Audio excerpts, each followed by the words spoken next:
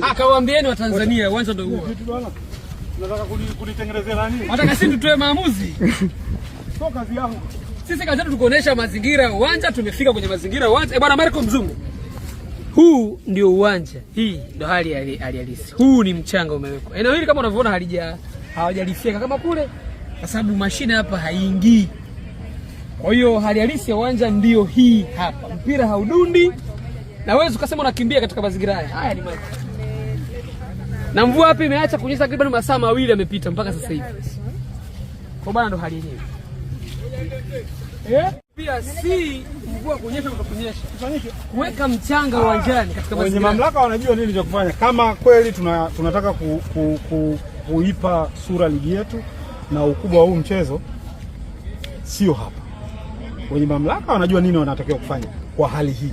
Nyinyi kama Young Africans sasa mpo tayari kucheza kwenye uwanja wenye hali kama hii? Hali hii unaona kuna mpira unaweza ukachezeka kwenye hali hii. Na kuuliza wewe. Achana tu na mimi.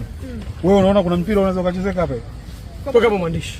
Tusitarajie mechi. Achana hapana. Mimi nakuuliza wewe. Umeona kuna sehemu yani mpira hali hii uwanja unaweza ukachezeka mpira kweli? Dabi ya Afrika. Yacheza hapo. Wewe unaona unaweza ukacheza? Kwenye mazingira haya, do you think it's right? Unafikiri ni sahihi kucheza hii kwenye uwanja wa hivi?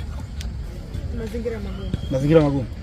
Kawaambieni mechi ipo.